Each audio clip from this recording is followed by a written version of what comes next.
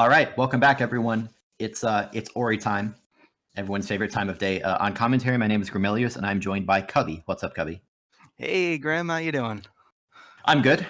Cubby is the wonderful runner who thoroughly thrashed me in our race a few days ago. Oh, that's not what happened. But well, the great thing about Ori though is that we can move past that and and have some fun commentating other matches. We can watch other people suffer rather than us. Hey, The that's what match. it's all about. Exactly. The match we have first for you today is Sickynar versus Sloaters out of the Lost Grove group. This is Sickynar's third match in total and Sloaters' second match. Sickynar currently at a 1-1, so he's won one race and he lost another one, whereas Sloaters has only done a single race, which he won. I guess to jump right into some of the explanations of the runners, Cubby, I'll actually toss over to you first if you want to tell us a bit about Sloaters. Yeah, Sloaters, he's a strictly controller player, so everything he's doing just with the controller, bashes, very fluid. I'm also a controller player, and I know you are, so we love it. And he's got a 3640, so he's solid. He's been running for a while. I believe since the start of 2017, although he hasn't been here the whole time. There was a break, and then he's back. But all in all, really excited for this. I agree. That's sort of the story of a lot of people. Like, I'll be honest, even having been around Ori in general for quite a while, there are a number of runners that I didn't really know their names until this tournament, even though they have been around for a while, and Sloaters is one of them. Sikinar, on the other hand, has not been around the Ori scene for a while. He's been speedrunning for a while, but he hasn't been with Ori specifically until extremely recently, like just a little bit before the tournament started. He learned this run very, very quickly in order to get a time onto the leaderboards and qualify to enter the tournament. Sikinar, as opposed to his opponent Sloaters, is playing on keyboard and mouse. So as the run continues, we can talk a little bit about some of those KBM and controller differences as they become applicable. You can also see from the health cells that we're going to have a little bit of a routing difference from these two runners. We can talk about that a little bit more as the race continues as well. So I guess, Cubby, as we sort of wait for our SRL countdown to get going and we try to get everything kicked off nice and clean, do you have any early predictions for the race? Well, honestly, the fact that Sikinar hasn't even been playing that long and is already down to a 39 means it's gotten so much better so quickly that you have no idea what's going to happen this race. We could see brand new PBs. We could see just a standard run where it's 39. It could be really close, or it may be a little bit further away, but it's ultimately a complete toss-up because Siki is so new to the scene, but has shown such improvement. He has. I mean, we in the community generally use sub 40 as we generally use sub 40 as a bit of a milestone. There are many milestones, but sub 40 is one of them, and Siki has hit that milestone very recently. Generally speaking, on commentary, we also usually talk about how Ori is a very fickle game, and even the best runners can take really costly deaths in various areas if they aren't taking a lot of safety saves. You know, I've heard that can happen. it can happen. It's never happened to me or you, but No, to others it can happen. But I guess when we talk about anything can happen in Ori, sometimes that's more true than other times. You could always have an upset when someone has a 10-minute worst PB. It's unlikely. In this race, though, their PBs are only 2 minutes and 36 seconds apart. So we absolutely could see, I don't know if upset is quite the right word because they're pretty close, but we could see an unexpected maybe victory by Sloaters. And we're about to get started. Oh, I love that fly-in. Yep. If I could start every run with that, it would be amazing. Yep. Shout outs as always to our behind-the-scenes guys, especially Tara and Hobbs, who did a lot of work getting our wonderful, nice overlays put together. I did kind of laugh, Cubby, that you took a deep breath there. I always feel like I have to do that either before doing my own run or commentary. It's like, all right, we're about to get going. We've covered this a bunch of times, I guess, but what can we expect to see right off the bat here, Cubby? Well, we cannot expect to see Ori because Siki got a dark purple. Not as dark as it gets, but that's going to make it a little bit harder to see Ori in this early game. Mm-hmm. But ultimately, we're jumping through, and you're saving maybe a second if you're lucky by having perfect movement. But just got to get through and get to sign, where it's our first ability on our ring. Mm-hmm. Do you usually do a color code yourself, out of curiosity? No, I'm not good enough to even do it on purpose. Just to reiterate for people who may be unfamiliar with Ori, changing Ori's color changes absolutely nothing functionally about the run. It's just some cosmetic flair. It's kind of like the good kind of loot boxes where it's just cosmetic rather than pay to win. So Sicky opened a loot box and got a pink Ori skin, whereas Sloaters is going with the default. As always, you're going to take out these initial 3 Frankies and intentionally avoid experience. We did mention that Sloaters on the right is playing on controller, whereas sickynar on the left is playing on keyboard mouse. That means that if you pay close attention to not only that fight, but upcoming fights, sickynar's shots on his Spirit Flame, the basic attack we just picked up, are generally going to be faster. That's because if you use scroll wheel to do shooting, you can get 2 shots off in very, very quick succession and avoid the usual... you don't avoid the cooldown, but it allows you to get the maximum DPS in over a period of time by using your scroll wheel to shoot, rather than what Sloaters is going to do, either mashing or pacing shots. So it's just a small difference that may give sickynar a small advantage. Speaking of small differences and small advantages, sickynar on his way up from that flower pad destroyed a couple of the brambles that he's going to have to come back to later. So that's going to save him a bit of time in about 1.5 minutes. So it's just a tiny little thing that's going to save a little bit of time later that you can just hit on your way. Mm-hmm. It's sort of funny how that bramble works right there, because I think that it was Sicky who took out the extra brambles, right? Yes. Yeah, so the reason Sicky was even able to take out those brambles is because he got unlucky with a random drop that caused him to not bounce off the bouncy pad right away. So a bit of good luck, a bit of bad luck. I've tried to optimize that, and it just nope.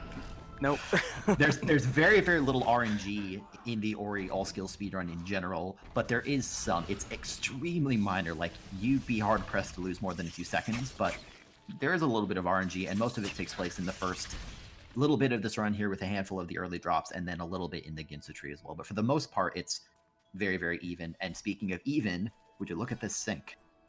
Wow, look at that. Look, they touched down at the same time. This is beautiful. If we could get our restreamer Tara to please not mirror the screens, that would be great. Thank you very much. All right, and both runners deciding to go through all these brambles, soak up the XP here. That way, on their way down here, they will get the 4 XP from this and either level up, as we see on the left, or not on the right, depending on the XP that they have. And the whole point is just to wipe out that area of all the brambles so that whenever we're forced to go up the walls later, they're not in the way. Mm-hmm. So we are sending, what am I saying? We are heading over to wall jump. This, wow. Just look at this. If one Ori was not pink, I might legitimately think they were mirrored. That is maybe the closest, like, frame-perfect sync I've ever seen.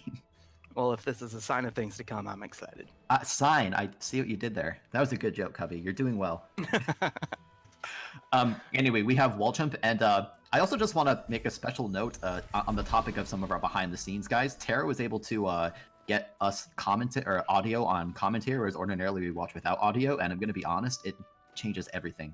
Being able to commentate this game with audio, it's so cool. Well, and I know personally, this section that they're doing right now, I can tell how well I'm doing by where I am in the audio and where I am on screen. Mm-hmm. So, Sicky just did that section better than I ever will, so congratulations. That is kind of funny. Yeah, you can kind of trace the music at various sections. It gets to the point where, you know how sometimes you sort of associate, like, different songs with certain memories? It's kind of like that with Ori. You hear a song and you're like, oh yeah, now I'm at that part in the speedrun. Yep.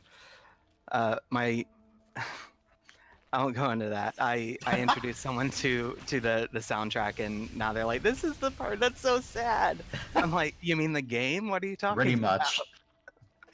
Well, I hope we don't see any sadness in Blackroot Burrows. sickynar coming into BRB just a hair ahead, not very much to speak of. As always, is going to open up a save anywhere glitch, walk into that cutscene trigger, and as early as possible, but not too early, spend a point and get through the cutscene. If you are just a hair early, it's possible that you save your game in the wrong spot, and then you have to watch the cutscene anyway, which is just bad news. But no bad luck today.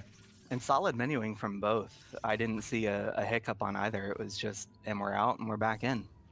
Yeah, that's notable as well because KBM, keyboard mouse, in this game generally has a few advantages over controller. They're not major, but they do exist.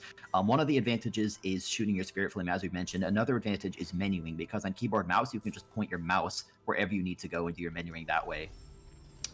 Whereas on controller, you have to do your memorying more manually, which can be a little bit slower and also more dangerous. But enough about that. We're seeing Sloaters do a little bit of a route difference from sickynar. And Cubby, I was wondering if you could quick point out what he did differently and why it might matter. Absolutely. So what we have here is basically a difference in XP routing. Sickynar on the left, he went up and he got a 100 XP orb that gave him an immediate level up. And he's doing this because he's going to be skipping clean water later, and I believe Sloaters is not. So Sloaters is using a slightly different XP route because he's going a completely separate way. And since he has clean water, he's not going to need as much HP in order to get through Final Escape. Like, there's a lot of differences that we're going to see as far as the route goes simply because of that one change. Yeah, that's a very good way to put it. That one change is super impactful, and to be clear about it too, the route that Sloaters is doing is an older route, and presumably Sloaters is doing it because he hasn't learned the new route. I assume that's why. Maybe it's just pure preference, but I assume it's because he hasn't learned the new routes. But it will potentially give Sicky an advantage.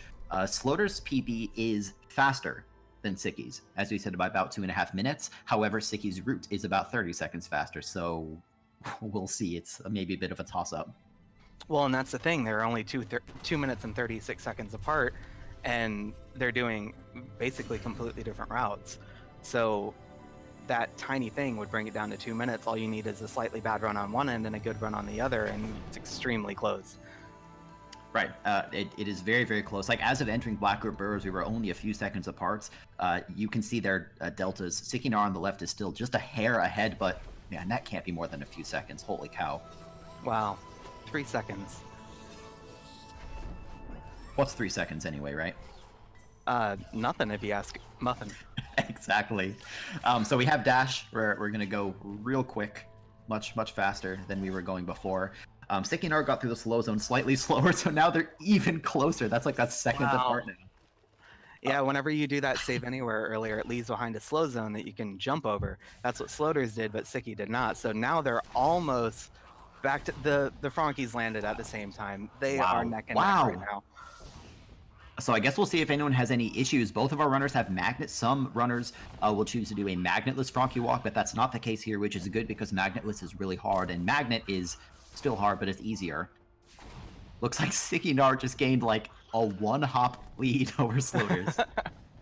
Well, actually, Sloaters babied the frog. Even though the frog's placement was correct, he could have done max distance on the frog the whole way. He babied him, so he gave up that one frog jump in order to make sure that he was going to get over that chasm without failing and getting it stuck. Oh no! Oh, that's too bad. Yep, and with the chair, he gets sent back to dash. So now Sicky is having to go from the dash tree, go through Frankie Walk all over again, all while Sloaters is getting to move on towards double jump. Right, and to be perfectly clear, there are many hard parts of that Death Gauntlet, but that Frankie is probably the hardest. If you mess with your movement, he can just sort of, he either kills you directly or he boxes you underwater, which is exactly what happened to Sicky. But Sloaters on the right is got his early grotto cycle. That's okay. It may be an opportunity for Sicky to catch up if Sicky decides to go for it later on. Missing that cycle only costs you about 8 seconds, so it's not that big a deal. Mm-hmm. And to say it cost you 8 seconds, it's so hard to get that it really costs you nothing, but there's potential for the other runner to gain 8 seconds on you. I like that. I like that phrasing a lot. So Sloaters took an intentional death. Sickynar on the left is through his Frankie door for the second time. Let's see if he can have revenge on this Froggy. A quick death from Sloaters. Luckily, saving for the ghost door made it to where that death gets you right back. Oh, and the death gauntlet. That's pretty spooky. Sickynar came perilously close. The tiny little hairs on Ori's body were, I think, singed by that boulder. It's not a boulder. Where's some red Ori when you need her? Right, it's a crushy. Sloaters decided to not do the blind movement at double jump, which, as you said, it's not really a time loss. It's just a forfeiture of a potential time gain that Sicky may be able to gain on Sloaters. Yep, and it didn't look like he was going for it at all. So no gain, no loss either. So just a nice leisurely stroll through the crushies, which are the best kind. Exactly. And here we're going to do grotto skip on the right side of your screen. We're trying to jump on this tiny micro ledge. It's not, no, I guess micro ledge isn't right, but a tiny ledge in order to hop up and over, just like we see. And we just skipped half of grotto. It's a vertical micro ledge. Vertical micro ledge. Got it. sickynar just said hello to those spikes, but didn't touch them. Maintained a comfortable distance, did not invade their personal space. So good job by Sicky not invading personal space. Oh god, the froggy! Oh, I'm being really Be careful. Woo! Like trying to be safe, but in doing so, came almost within the Frankie stomp damage distance and almost died again. Fun bit of trivia. That Frankie in particular, I think, has some special AI programmed, because it used to be the case where when you did your blind movement, you could get into position just before the double jump tree, and then the Frankie could jump on top of you while you were frozen, and it would kill you. The developers, a long time ago, like it's a long time ago, but they did patch it so that the Frankie will, if you can see him, if he jumps up to you next to double jumps, he will turn around and jump back down. It's pretty funny. I've noticed that the AI has him do that, and I'm glad there's a story behind it of just people getting stuck and getting stomped on and being like, no! Yep. There's lots of fun little stories like that. Sloaters on the right still has a pretty comfortable lead. sickynar on the left, we're going to see come up to his grotto skip attempt, but Sloaters is just making pretty good work of this and hasn't been giving sickynar many opportunities to close the gap. Absolutely. And right now we're coming up on another skip. This is the falling rock skip. If you go in, you save, resave, right, whenever the cutscene skips, you get to go through this entire chasm on the left without any rocks hitting you in the head, which we're all experienced, but it's still extremely difficult when those rocks are there and you're like, I can do this. Well, it's annoying because you never practice with the rocks. You always just do this section without them, and so suddenly the rocks are there, and it's like you try to do your normal movement, and then you just get knocked in the face with a rock, and it's just a bad time. Absolutely. Sloaters getting on the teleporter here. This is going to come into play towards the end of the race. We're actually able to teleport between teleport pads, and this will come back right at the end of the race, so really important to get in and out there. Right, definitely. sickynar, we're seeing go for an extra health cell in that area that we generally just call a 2 energy door, because there's a 2 energy door in Grotto, not much to say about it. I would expect Sicky to go for 6 health total. I don't think he's going for 7, although we'll see. And as we mentioned, just to reiterate, sickynar needs to get at minimum 5 health, although he will be getting 6 or possibly 7. Sloaters, on the other hand, does not. Given that he is going to be completing the Ginsu escape as intended and cleaning the water, it would actually be possible for him to beat this run without picking up a single health cell and staying at the default 3. Only a madman would dare try such a feat, but it would be possible. And since we're getting clean water, everyone in chat, you're going to have the opportunity to hear the Ginsu escape music again, which I'm excited for because I haven't heard it in months. You know, never mind chat. We get to hear the Ginsu escape music because we have audio. This is amazing. Sloaters is well on his way through the Ginsu tree. This room is always a little bit slow. We generally just call it kind of the puzzle room. There's not much of, there is an out of bounds you can do in this room, but part of the category restrictions for all skills, no teleport anywhere, no out of bounds, is that we can't go out of bounds. So you just kind of have to wait for the 2 flower shots, and then Sloaters is going to get his attempt at the mini boss as Sicky's about to enter the same dungeon. Well, and this is where we get the pacing of the shots versus the spamming of the shots. So controller, you can see he's going shoot, shoot, shoot, shoot, shoot. So by pacing it that way, you maximize the DPS that you can get on controller without mashing and having absolutely perfect mashing. Yeah, having that absolutely perfect mashing is very, very difficult. It's not impossible, and there are controller runners like Lucy, and I think probably Foolajin can do it well also, although he may switch to KVM for this fight. Foolajin, I'm sorry if I got that wrong. But as you said, it's another area where KVM usually has a small advantage, although it's always possible that RNG will sort of override any advantage or disadvantage that you may have.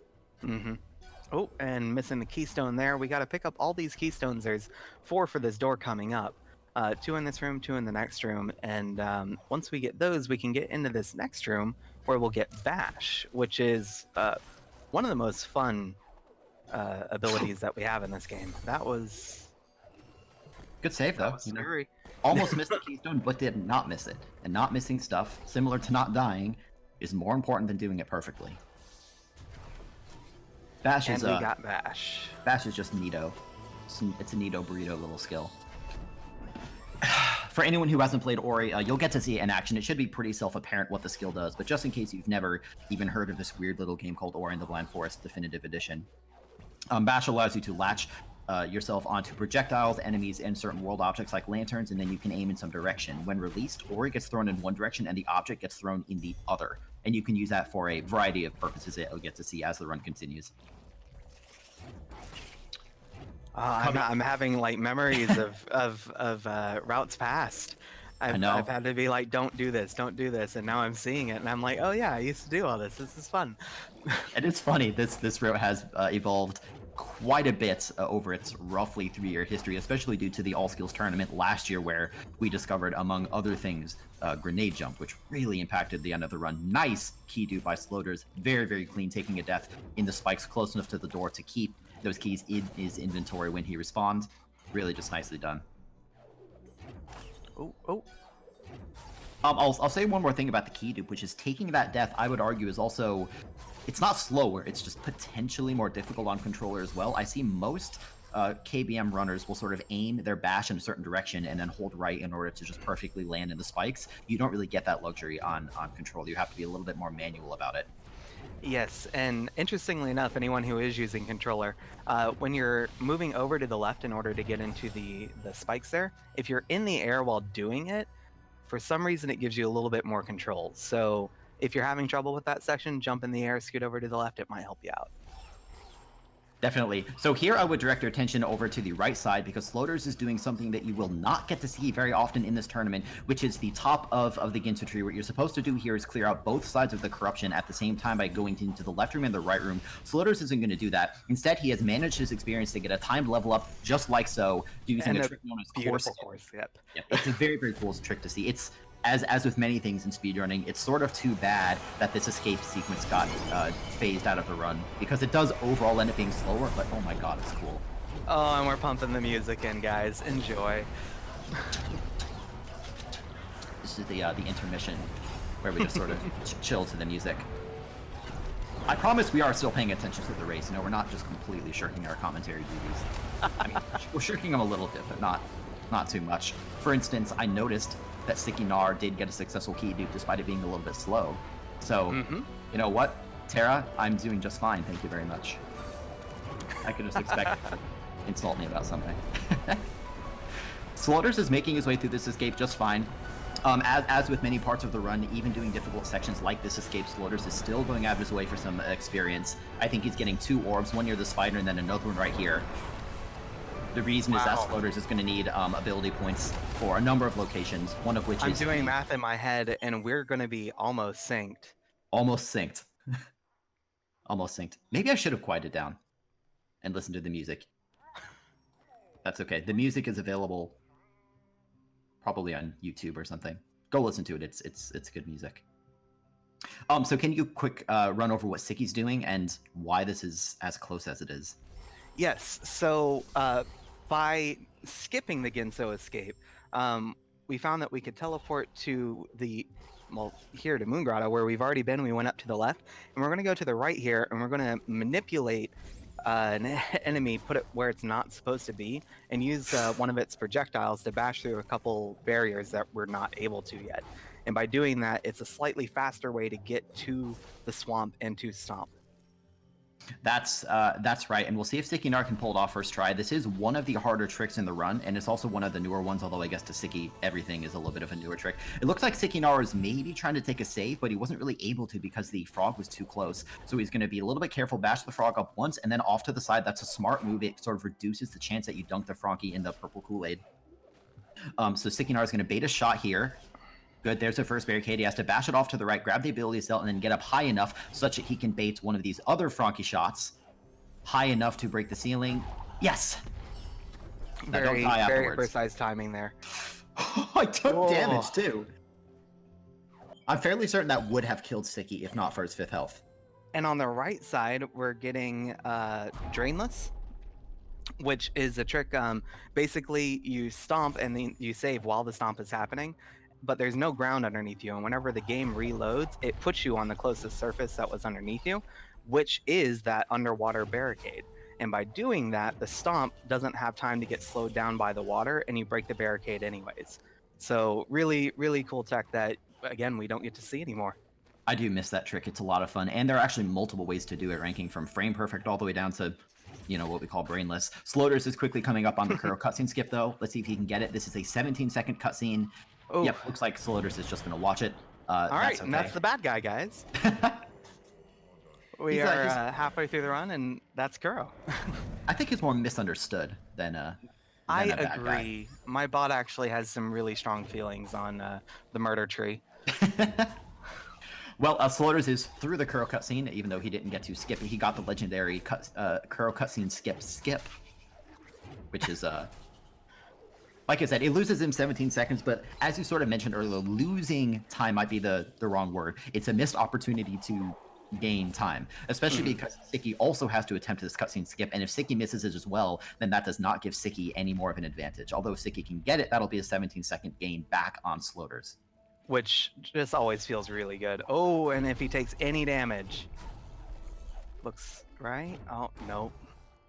That skip is extraordinarily precise, which I think any Ori runner can attest to. Absolutely. I had a stream. I was like, can someone help me? I don't get it. And they're like, neither do we. It's okay. Well, we are on to Charge Flame. Sloaters on the right still does have the first place lead. And if anyone watching is unfamiliar with Ori and you're never sure who's in the lead, you can look in the middle of our skill wheels. Our wonderful production guys have added first and second place markers. So at a glance, you can conveniently see who's in the lead, which right now is Sloaters. Oh God, Sicky. That was very close to being a spiky disaster. He made it. Those particular spikes there are insta-kill no matter how much health you have.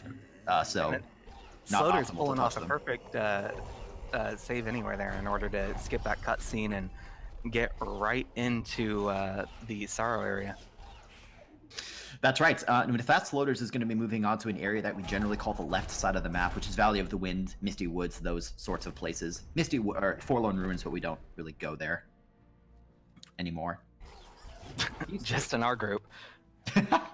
Yeah, that's where we go to.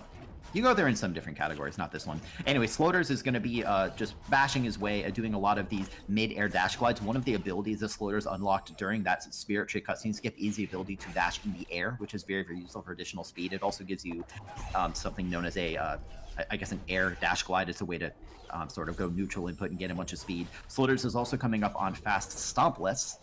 What she's going for. Yeah. Has to bash this spider shot at a precise angle. Didn't like the first shot. That's okay. He's going to just sort of bait another shot here.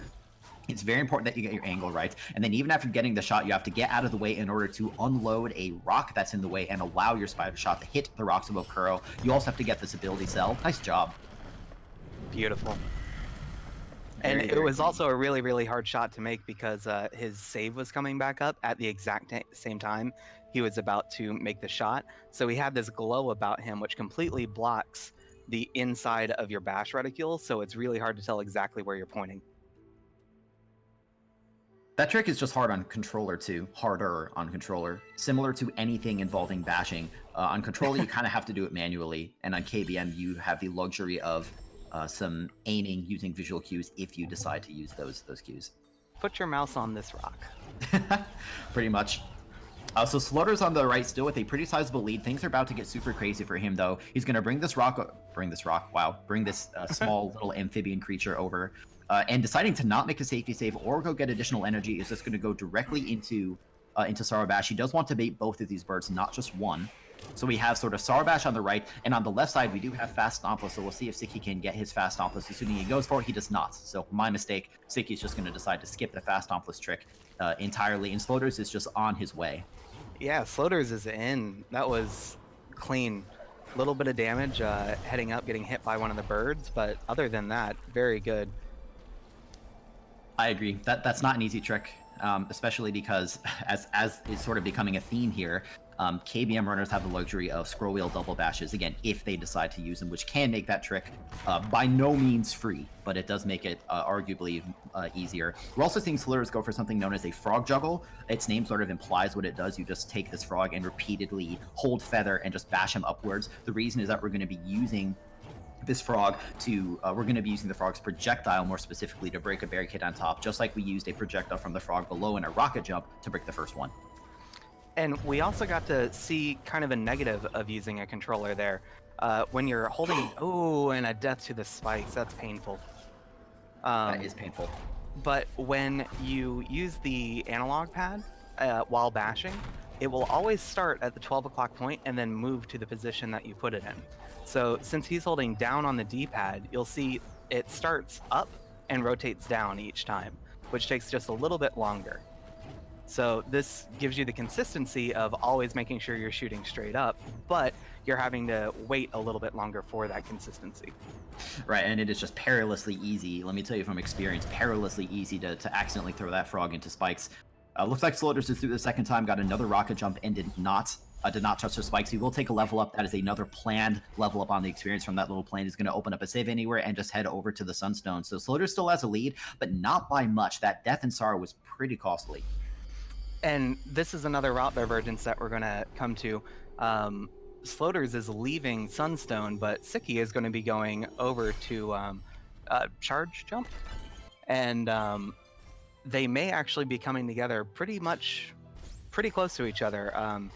Sicky's going to be going to the left now, and Sloaters, as soon as he gets down to that same level, is also going to be going to the left.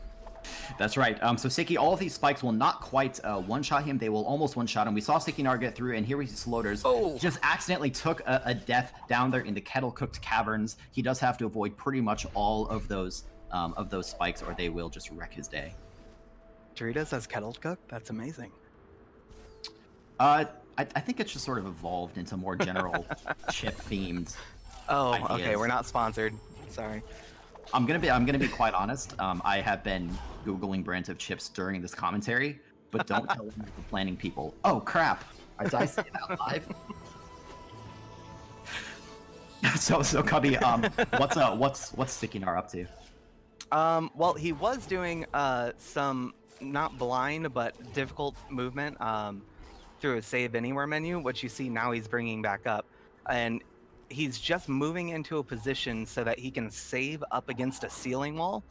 And whenever you save, it takes kind of your last movement and it stores it a little bit. So if we charge jump into a spikes and die, immediately afterwards when we load where we last saved, we have that force, similar to what we saw with Drainless earlier. That's right. It looks like sickynar was able to make it through. He did take a death. We are getting words from our stats guys, thanks as always to the stats for keeping us on our toes and giving us useful information. sickynar is down to only like 1 health, so he has to be a little bit more careful with these spikes. He's going to slowly float up. He's also continuing a save anywhere from the Terror Break trick to skip the cutscene at the top. But Sloaters has a pretty sizable lead now, even though Sloaters and sickynar went to Charge Jump and the Sunstone in different orders. Sloaters is now out of that area entirely, so he's done with both. Yeah, and Sloaters is flying through Misty so far. This section, everything here it just wants you dead. There are spikes everywhere. There's frogs with projectiles. There's slimes that shoot things to get in your path. It's everything that you could have nightmares about are here in Misty Woods. And honestly, just blowing through it. Very clean movement. Mm-hmm. Misty Woods, as we always like to say, is a very enjoyable area to watch because it's pretty much pure execution based. There's not much in terms of silly frame perfect tricks or anything like that. It's just all trying to move cleanly and avoid touching all of those spikes while sort of cutting corners as close as you can. But Sloaters is roughly halfway through Misty Woods now. He made it to his climb tree. That's skill number 10 out of 11 for this run. And so now he just has to use all of those 10 skills that he does have to work through this area as quickly as possible. As always, just trying to not die. I'll be curious especially to see what safety save Sloaters does or does not decide to take. Yeah, so far we haven't... I don't know if there's been one. Of course there won't be one since Climb, but I don't think I saw one earlier in Misty, so Sloater seems very comfortable in Misty. We'll see how this goes. Yeah, it's cool to see. there are also many jump-based puzzles in this area, so every time Sloaters jumps, these lasers in the background or some of these platforms may change. As expected, we will be doing very few of these puzzles in the sort of intended order, especially because we're doing all of Misty Woods in a sequence-broken way, right, Cubby? Mm-hmm. Yeah. Yeah, we're ooh. So just because we have skills out of order, we're able to do things in Misty completely out of order. Oh, and the slow HP is making it difficult. By having the 4 HP there, whenever you dash, you kind of reset your iframes. So if you get hit once and you dash immediately after it, you actually are able to get hit twice. So here, even though he has the full 4 HP, he was getting hit twice, and it does 2 damage each hit, which was causing almost an instant kill.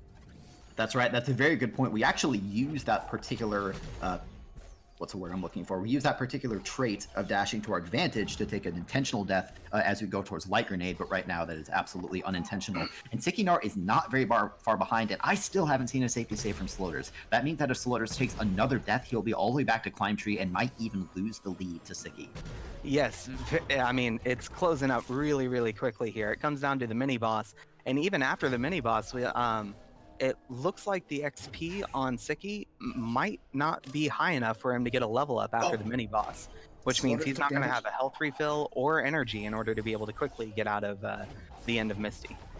It'll certainly be interesting to see what happens. Sloaters did finally take a safety save, getting word from the truck that initially our delta between the two runners at climb was 32 seconds. It's going to be a little bit higher than that now because Sicky on the left also took a quick death trying to get up one of the little shafts, but still not that much of a difference, and we have some of the harder sections coming up, specifically some frame perfect tricks, near the end of the run. Sloaters is making his way to the mini boss. We'll see if he can kill them very, very quickly, and I would not be surprised to see another safety save. I think that's there a very it good is. call. All right, one down, one to go. There you go. They're all dead. Mm-hmm. Oh, An interesting, Sloaters also not with a level up. Mm-hmm. An interesting property of those mini bosses is that you can actually damage them while they're underground by stomping. You can sort of like disrupt their little underground mole homes and cause them damage. And that's exactly what Sloaters did to take one of them out just a little bit more quickly than the other. But Sloaters has made it through. He just has to make it out of Misty Woods now. He's heading back off to the right towards that Valley of the Wind. Oh, teleporter we activated earlier. Oh, and we have to do the mini boss again. Honestly, I think that probably moved him to like being 20 seconds. I don't have anything direct. It depends on how quickly we get through these meatball caverns, but that death definitely brought him closer. Just sort of adding some credibility to our assertions that Ori is, in fact, a difficult speed game. You might not think it sometimes, but it really, really is. There are many things that can kill you, and we intentionally keep our health well, our health in this run is low because we don't pick up very many health cells because it's a speed run, right? And so we want to avoid as many as we can. Picking up health hurts. It doesn't, but it hurts your timer. Yep, I actually skipped one in our race because I was like, I have to go for this. Well, Sloaters has successfully made it out the second time, is also deciding to take a safety save at that Spirit Well, which is another intelligent decision. I really should have verified in advance. I don't know whether either runner is watching the other one, because if Sloaters is watching sickynar, that might be... I guess it could go both ways. Maybe he realizes that it's close and so he decides to take additional safety to make sure he doesn't lose that lead, or he could just say, you know what, I need all the time I can get. But as I said, I don't know whether Sloaters is watching. And Sloater's making his way down to Light Grenade, one of the 2 skills that came with Definitive Edition that wasn't in the original. And, I mean, we're playing all skills. We got to get them all. We do. We're basically Ash Ketchum in this run. And some people want to do it out of order so they can get as many grenade jumps in as possible, which I'm all for. Imagine playing a speedrun out of the intended order. These developers put hard work into creating this world, and we're just ripping it apart. I gotta imagine they love it deep down. Probably. I think it'd be really cool to see. Anyway, Sloaters has picked up Light Grenade. That's his final skill of the run, but the category rules for all skills are not just pick up all skills. You also have to beat the game after getting all skills. Ooh. Taking a hit there. This swinging, this log there, it actually has to swing just enough in order for you to be able to clear that on a fairly simple jump. So... Not enough oomph in the jump there. That's right, but he did make it through and didn't die, although that is going to leave Sloaters at pretty low health. I thought he was maybe going to go for rocket jump there, is just deciding to get out more easily. Almost hit that laser, but Sloaters is safe, but he's not quite safe because he still has to make it past this this giant boulder. And if he dies, he's going to be sent all the way. No, he didn't. He made a safety save, so I take that back. Another intelligent safety save from Sloaters. All right, so that teleport pad that I mentioned earlier before Ginsu, we're finally going back to it. Which means we're coming up on the end of the run. We are indeed. We'll see how quickly and cleanly Sloaters can make his way left over to the third dungeon of the game, Mount Horu. I would expect to see some charge dashes, maybe some rocket jumps out of Sloaters, just deciding to just go ahead and go straight through. Sloaters was not able to skip his Kuro cutscene earlier, which means he could sort of take that bottom route. Ordinarily, we go up top in order to avoid the Kuro cutscene skip that we had earlier skipped. That was a bit of a mouthful of a sentence, but I hopefully got the idea across. And then Sloaters is coming up on Door shortly as well. And Door, I mean, the end of the game is where we come up on all of our one-frame tricks that are nightmarish. Door Warp, you need it because it skips the entire last dungeon by inputting an up command on the first frame that the game loads. And if that sounds difficult, it's because it is. It's not correct to say that it's a gamble. It's not. It's just you sort of get a bit of human RNG into the equation because it is so precise. So we'll see if Sloaters you can decide to breathe at just the right frame, you don't get Door Warp anymore. Yep, that's right. We did have about a 55-second delta back at Light Grenade, so Sloaters on the right still does have the lead. Looks like he got it second try. Oh, and he died. Oh, I had no idea. It saved you there automatically. Yep. That's so amazing. If it didn't, it would be much worse, and you would have to repeat Door Up. But yeah, Sloaters got a second try Door Up. He's not out of the woods yet because he still has to finish up his escape, and it is still within the realm of possibility that we could see another lead change and a little bit of an upset here if Sloaters has any issues with his final escape. We will see. Absolutely. This escape is insanely treacherous, and luckily by having clean water, it's not as bad as it could have been. You can actually take damage earlier in the escape and be able to make it through. So we'll see how this goes. I didn't even think about that, to be quite honest, so that is going to make Sloaters' job significantly easier. On the other hand, although Sicky has to make it through the dirty water as well, Sicky has 7 HP, which means that you only need a minimum of 5 to get through, so Sicky's going to have a little bit of a buffer there as well. But Sloaters on the right can just swim right on through because that water is just crystal clear. That was a close boulder. Boulders are terrifying, man. And he's setting up for his grenade jump. If Sloaters can get this without soft blocking, he will take the victory in this race. Oh, God. And sickynar, I think, got a first try Door Warp. I hope I'm not misspeaking there. Either way, he's coming to escape. Oh, come on, Sloaters. Oh, we're having trouble. We're throwing out some extra grenades, so it's possible we're actually running low on energy on Sloaters' side as well. Let's hope this wasn't too low, and it looks good. Okay, so Sloaters is out. He's clear. We're good. It's over. See ya. Final escape sequence. Sloaters is going to take the victory. To get that final trick, it's not only frame perfect. You have to press 2 buttons, one frame after the other, but your positioning on the wall is also super important. So I think that's why we saw Sloaters being so careful with it, and it did eventually pay off. Absolutely. Grenade jump, I believe, saves 35 seconds from just exiting the escape the normal way. So definitely worth it, and with the safety of the extra health that he was able to have earlier, if he were to take an extra hit, he'd still be fine and be good to go. That's right. So that's 1 runner down and 1 runner remains. Sickynar is going to be swimming through the water. Remember that he has 2 more health than is required to get through this water, so as expected, did not have any issues with his little fishy friends. And now he's going to head up, and we'll see if Sicky can get his grenade jump. Maybe he can get it a little bit quicker. Sloaters. Coming up to it, getting his position. Oh, a little bit off on the inputs. 2, and it looks good. There's always 2 really sort of stressful points when you watch that trick. Stressful point number 1 is getting the trick. Excuse me. Stress point number 2 is making sure that you don't turn left into midair, which would indicate a soft lock. But neither happened. Sickynar is clear as well. Sloaters does have a final time of a 38-58, so GG to Sloaters, and Sickynar is going to be finishing up shortly. Cubby, what are your thoughts on that race? What are some of the more interesting moments to you, as I'm going to quickly mute myself and see if we can get our guys in for an interview? I mean, that was amazing. It gave everything that it was supposed to be. I mean, we had 2 races that were really close.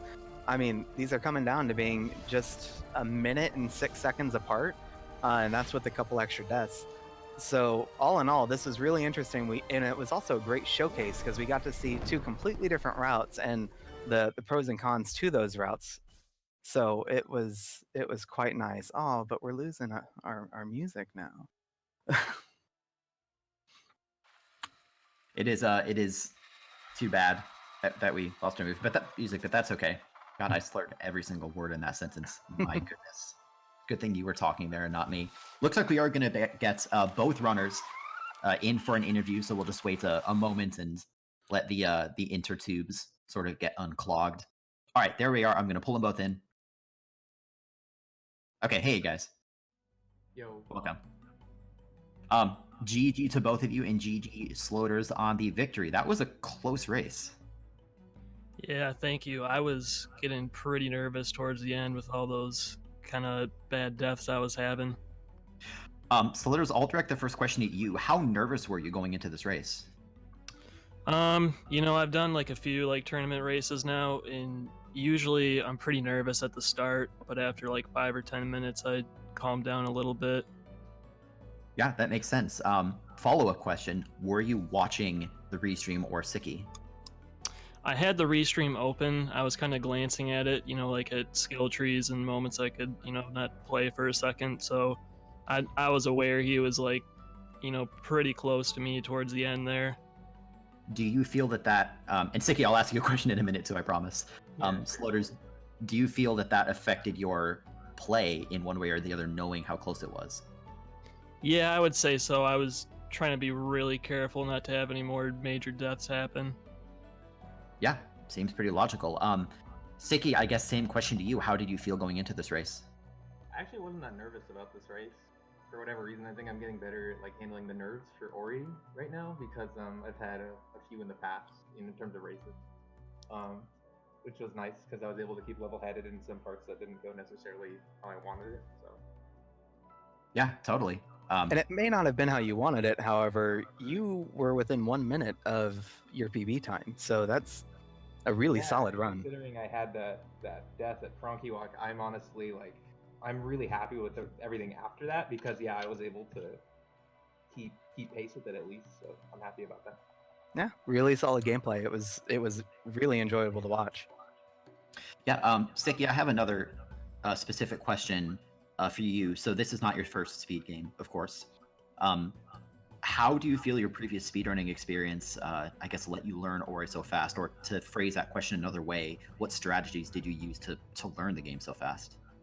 I think like the more you practice and play games, you sort of develop it's like you get better at kind of how you like to learn and practice, and kind of I think that helped me a lot, like from playing other games, because I was able to just apply that same approach from the get-go. So I was able to sit down and just go through segments and kind of, and maybe just a degree of patience too that I definitely didn't have when I started speedrunning. So that was quite the, I think that benefited me in this content. No, that's really important. I've noticed myself 2 different ways of practicing. One just doesn't work for me at all. So I get what you're talking about completely. Mm-hmm. Yeah. Well, Cubby, do you have any other questions for our lovely runners? I wish I did. I'm honestly reeling from that run. Just it was so much fun to watch. I enjoyed it so much. Yeah, it was very, very close. GG to both of you again. Thank you. Absolutely. Yeah, so we're going to be wrapping up for now. To give a quick recap of the group standings, you can see it on screen, so you've probably been reading it while we've been talking here. But with that victory, Sloaters is now 2-0 in this group of 5, and Sicky is at 1-2. So both, well, Sicky, you have one more race remaining since this is a group of 5 rather than 4. And Sloaters, you have 2 more matches remaining, so you know we'll get to see a bunch of those. Actually, Sloaters, you have another match later today, right? Yep, against Snoopy. Yeah. So I guess that kind of leads me straight into things. We don't have another Ori race coming up directly right now, but we do have another race in, I believe, about 2 hours. It's going to be at, I think it's 5 p.m. Eastern Standard Time. And that is going to be, as we just sort of said, it's going to be Sloaters versus Snoopy. So it's going to be out of the same Lost Grove group, and it will be on Speed Gaming 2. So if you want to see more Ori action, it'll be in about 2 hours on Speed Gaming 2. And as for Speed Gaming, the channel we are currently on, stick around because we're going to have some link to the past Key Sanity coming up. But otherwise, that'll do it for us right now in terms of Ori. Cubby, it was really fun commentating with you. You too. I mean, it was my first time, but I enjoyed it a lot, and working with you, it's been great. Well, you did great. GG again on the victory, Sloaters, and have a wonderful evening, everyone. Come back in 2 hours for Ori. Outro.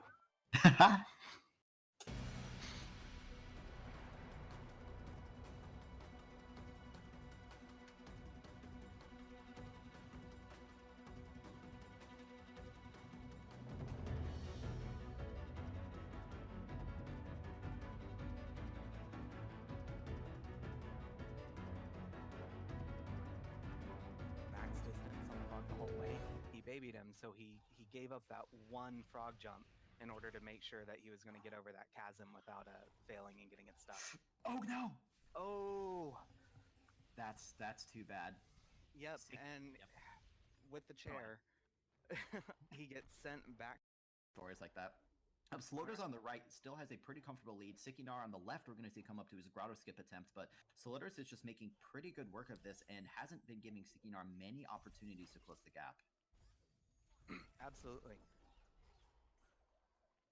And right now we're coming up on another. And get up high enough such that he can bait one of these other Frankie shots high enough to break the ceiling. Yes! Very, very precise timing there. I took damage too. I'm fairly certain that would have killed Sticky if not for his 5th health. And on the right side, we're getting out of the way in order to unload a rock that's in the way and allow your spider shot to hit the rocks above Kuro. You also have to get this ability cell. Nice job.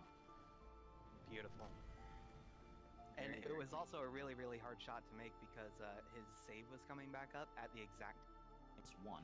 So we have sort of Sarbash on the right, and on the left side we do have Fast Stompless, so we'll see if Sicky can get his Fast Stompless. Assuming he goes for it, he does not. So my mistake, Sicky's just going to decide to skip the Fast Stompless trick entirely, and Sloaters is just on his way. Yeah, Sloaters is in. That was clean. A little bit of damage heading. You're having to wait a little bit longer for that consistency.